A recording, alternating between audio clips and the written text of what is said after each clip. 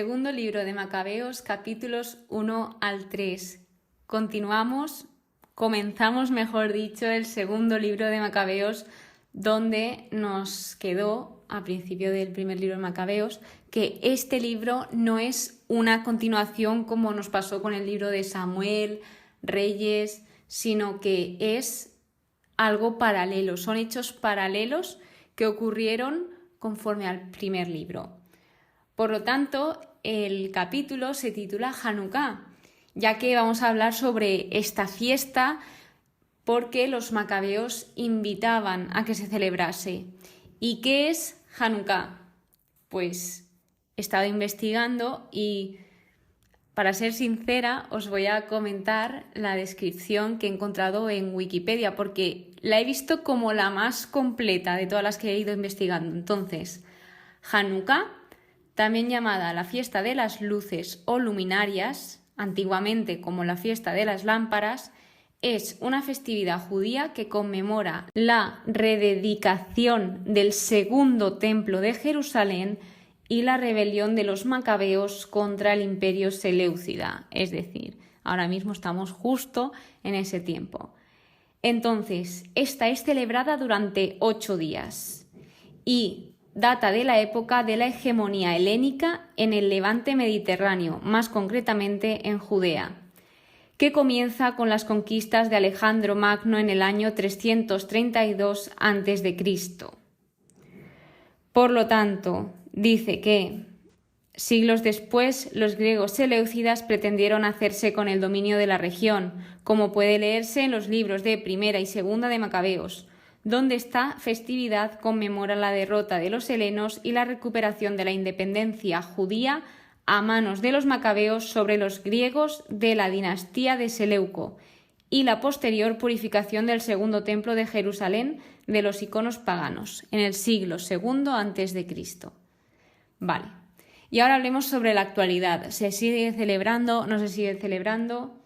Pues en la actualidad Hanukkah se celebra el día 25 de Kislev, es decir, este es el 9º mes del calendario hebreo. El calendario hebreo tiene como los meses muy diferentes al actual. Entonces, pues si no me equivoco, ellos empiezan en marzo, por ahí el año, si no me equivoco. Lo podéis buscar en internet porque está muy interesante en Google Imágenes que veáis cómo llevan ellos el calendario, porque es curioso. A mí me gustó mucho cuando lo vi en formato visual. Así que bien, pues esto suele caer cerca de la Navidad, entre finales de noviembre y mediados de diciembre, y durante las 8 noches que he comentado se encienden velas en una menorá, un candelabro con espacios para 9 velas, una para cada noche, más una vela sirviente llamada Shamash o Shamesh. En cada noche sucesiva se añade una vela más y se enciende. Durante el encendido se recitan bendiciones y oraciones especiales. Se cantan canciones y se intercambian regalos para conmemorar el milagro ocurrido en el templo hace más de 2000 años. Bien, mucha teoría, la verdad, aquí de repente, pero creo que también es necesario para ponernos en contexto, porque, por ejemplo, me he dado cuenta que se está hablando de esta fiesta releyendo y pasándome a la libreta todos los apuntes que os voy comentando durante los episodios, porque pensaba que se refería a la fiesta de las tiendas, ya que pues esta fiesta se llama de diferentes formas. Entonces pensaba que era como otra forma de llamarla, ya que también se invitaba a celebrar esta fiesta. Pero bueno, ahora os voy comentando. Así que comenzamos con el primer capítulo. Bueno, antes de comenzar, el autor de este segundo libro de los Macabeos es Jasón de Cirine. Y esto se corrobora en el mismo libro. Ahora lo veremos. Primer capítulo, cartas a los judíos de Egipto. Estas cartas estaban escritas en el año 124 y 164 a.C. Se divide en 2 cartas. En la primera, pues siempre es muy importante, ellos saludaban en las cartas con paz a vosotros, hermanos. O sea, para ellos era súper importante la paz y bueno, y sigue siendo. Entonces, pues ellos tenían ese gran deseo de que se estableciera esa paz. Luego, del versículo 2 al 5, vemos cómo se dirigen hacia ellos, hacia los judíos de Egipto, pues, y les comentan que están rezando por ellos, que los llevan en sus oraciones, todo lo que piden por ellos, o sea, les expresan todo. Así que, pues, también dicen que ellos han suplicado y han sido escuchados por el Señor. Por lo que yo veo que aquí se está intentando dar testimonio y dar esperanzas de que el Señor pues sí que está ahí y sí que escucha. Y aquí es donde se invita a celebrar la fiesta de las tiendas, que es diferente a la fiesta de la dedicación, que es el Hanukkah. La fiesta de las tiendas es la fiesta que conmemora a los israelitas cuando estaban por el desierto. Así que la segunda carta, esta fue escrita 40 años antes que la primera, y esto es como una acción de gracias por el castigo de Antíoco, ya que pues los israelitas, los judíos concretamente, estaban pidiendo para que pues el Señor les diese auxilio porque eran un ejército muy numeroso. O sea, si tú lo ves humanamente dices nos van a derrotar, pero pues gracias al Señor ellos salieron, dicen, salvados por Dios de grandes peligros, muestran ahí su gran agradecimiento. Así que esto también sirve para dar ese testimonio a los otros hermanos y pues que sigan hacia adelante y confiando en el Señor. Luego hay un apartado que trata sobre el fuego sagrado que fue conservado milagrosamente. Es decir, se ve que antes del tiempo de Nehemías, sabiendo que ya iba a pasar todo lo que iba a pasar de tanta guerra, tanta profanación, algunos israelitas escondieron el fuego sagrado, si no me equivoco, supongo que serían los levitas, que se encargaban de todo esto. Entonces lo dejaron guardado de forma que nadie pudiese encontrarlo. Es decir, buscar una forma muy estratégica de saber guardar las cosas. Entonces, cuando regresó Nehemías con las personas que quisieron regresar con él desde Babilonia para reconstruir el templo, de hecho aquí se describe a Nehemías como el que construyó el templo y el altar. Si por alguna casualidad no sabéis de quién hablo, pues el libro de Nehemías ya está subido todo el estudio y allí podéis escuchar los episodios de quién fue, pero básicamente lo describe muy bien. Fue pues una persona que estaba dispuesto a hacer la voluntad del Señor y bueno, pues él mandó a que buscaran ese fuego y lo encontraron. O sea, sí que vieron algo, pero dijeron, no creemos que sea esto, pero sí que era como un líquido que luego se dieron cuenta que era ese fuego. De hecho, dice un versículo, el 22, que dice, el sol que antes estaba nublado volvió a brillar. Y aquí se hace una oración. Se hace una oración donde está Nehemías y os la voy a resumir por cómo la tratan y cómo se dirigen hacia Dios. Le llaman el creador de todo, temible y fuerte, justo y misericordioso, rey único y bueno, generoso, todopoderoso, eterno. Luego les piden que les salven de todo mal, también le recuerdan todas las grandes obras que ha hecho, piden que acepte ese sacrificio que le están haciendo, que les guarde, que les santifique. Además, creo que lo más importante que le piden es que reúna a todos sus dispersos, es decir, el Señor había pues dispersado a todos los israelitas por los pecados que cometieron, entonces pues ahora ellos les pedían que por favor les reuniese. Y por último, lo que también pedían de todo corazón es que pues ojalá todas las personas que no conocían a Dios, que ojalá le conociesen, que pues le dejasen entrar en su corazón. Y esto es una petición muy bonita que hacemos todos los cristianos, y si no casi todos, de que ojalá este gran don de la fe, ojalá lo pueda tener todo el mundo y todo el mundo se deje abrazar por el Señor. Así que bueno, después de decir esto, en el capítulo 2 habla sobre Jeremías. Jeremías fue un profeta y él escondió los utensilios del culto, él también, o sea, eran muy astutos porque sabían cuándo se venía el tiempo difícil y sabían que podían destruir todo y ellos pues se prepararon para esto y supieron guardar muy, muy, muy bien las cosas porque Jeremías también guardó muy bien las cosas. Él se dice aquí textualmente que estaba dotado de sabiduría y lo que él hacía era aconsejar a los deportados a no apartarse de la ley, o sea, que siempre tuviesen la ley en sus corazones. Y bien, pues Jeremías escondió en una cueva, muy bien escondido, es que de verdad que lo remarco, pero es que lo escondió muy bien, según narra aquí. Escondió la tienda del encuentro, que esta viene desde tiempos de Moisés, el arca de la alianza, y el altar del incienso, que si me soléis escuchar, siempre cuando hablaba del arca o cuando ya lleva un tiempo que no aparece el arca, digo, ¿y dónde estará el arca ahora? Porque es una pregunta que me sigo haciendo. ¿Y el arca a día de hoy seguirá por ahí o ya se habrá, no sé, qué será del arca? Porque fue algo muy importante. Entonces digo, a lo mejor aparecen los siguientes libros de la Biblia. ¿Qué pasó con el arca? Lo descubriremos, poco a poco, vamos caminando. Y entonces, bien, pues en los versículos 7 y 8 se indica el por qué. ¿Por qué escondió todas estas cosas? Pues básicamente dijo Jeremías, este lugar quedará desconocido hasta que Dios vuelva a reunir a su pueblo y le sea propicio.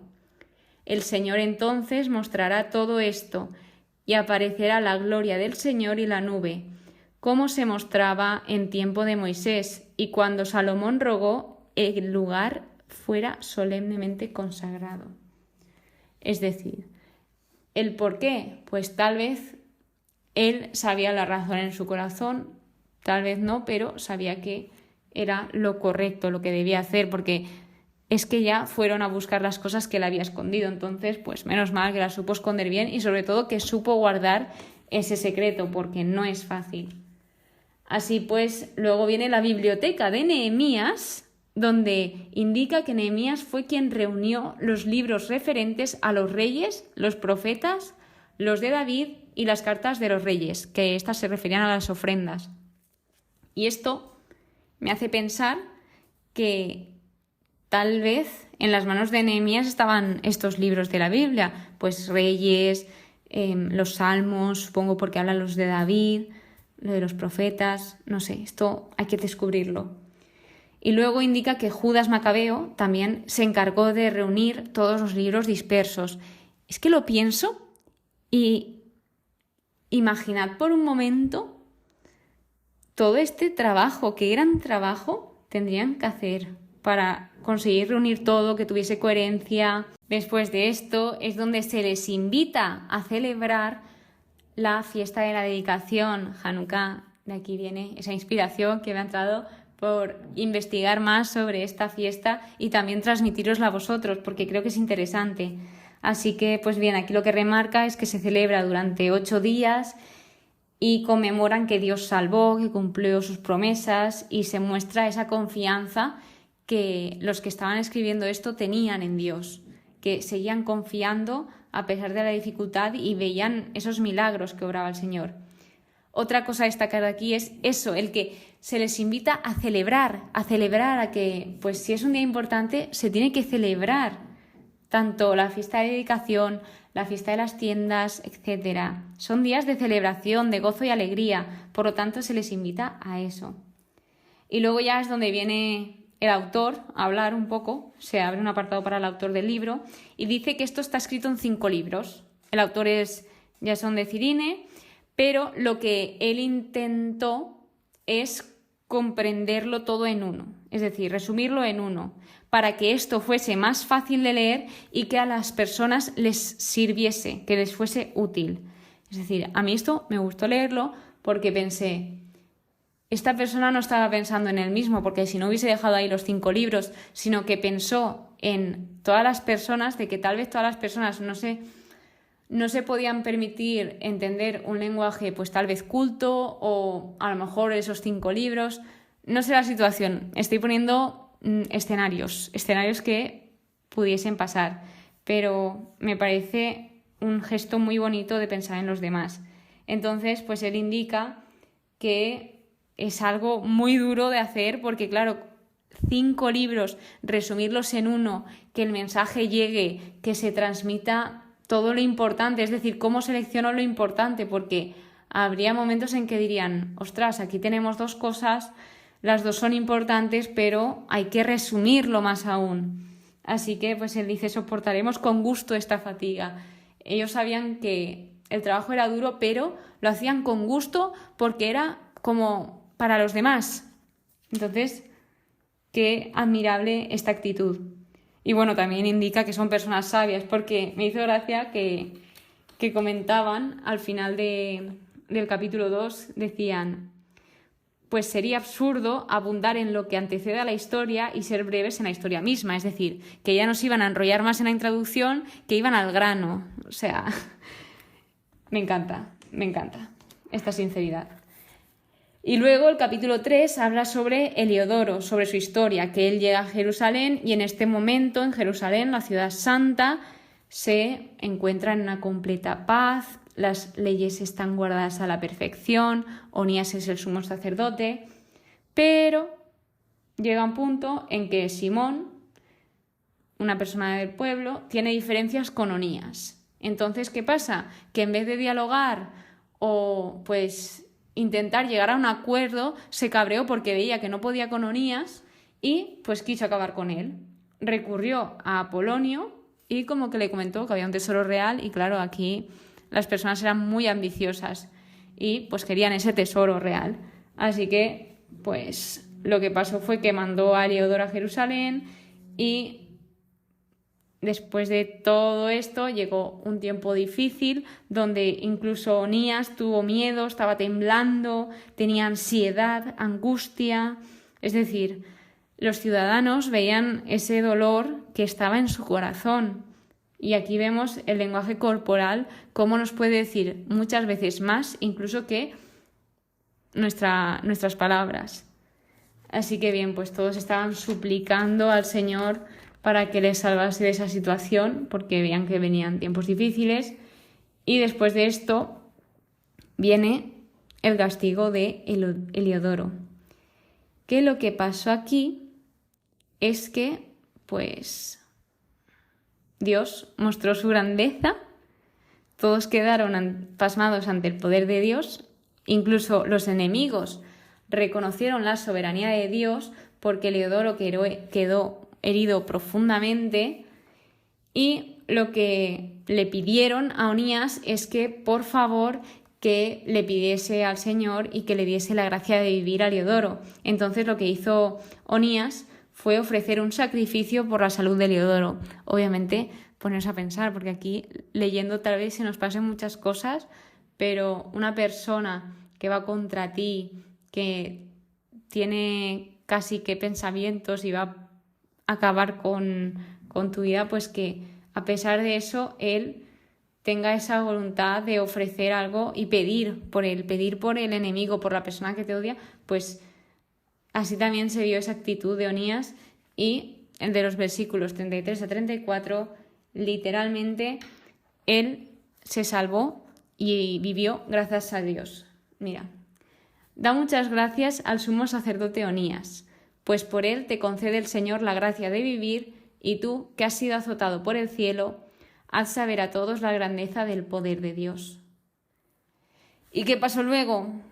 ¿Qué pasó? Pues obviamente la conversión de Heliodoro. Heliodoro, después de ver esto, de ser testigo de todos estos sucesos, de cómo el Señor luchaba por su pueblo, daba testimonio ante todos. O sea, es que no se podía callar, y eso es lo que nos pasa, que cuando tenemos una experiencia así de que Dios nos salva y pues como que nos vuelve a la vida, cuando creemos que ya no hay nada más y de repente aparece Dios y ¡pum!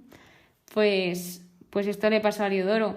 Entonces, claro, le volvían a preguntar si valía la pena volver a luchar contra el pueblo de los judíos. Y obviamente él les dijo que no, que quien se acercase a ellos, que fatal, que no iban a salir de ahí, que él estaba vivo gracias a Dios. Y bueno, y con esto se ve cómo Dios va peleando por su pueblo y nunca les deja de lado. Incluso cuando hay momentos que son difíciles y duros, como lo que estaba pasando el sacerdote Onías, que parecía que iba a acabar todo fatal, pues justamente en ese momento pues la providencia actúa y todo acabó dando gloria a Dios y con una conversión. Así que bueno, espero que hayáis aprendido en este episodio, que sobre todo hayáis aprendido algo más sobre el Hanukkah. Yo la verdad que no sé mucho, o sea, he ido investigando, pero pues todo es nuevo para mí, así que poco a poco vamos aprendiendo y si sabes algo más sobre esta festividad, pues encantada de leerte, de saber lo que piensas y sobre todo aprender más. Muchas gracias por escucharme. Nos vemos en el siguiente episodio y que paséis muy buen día. Que Dios os bendiga.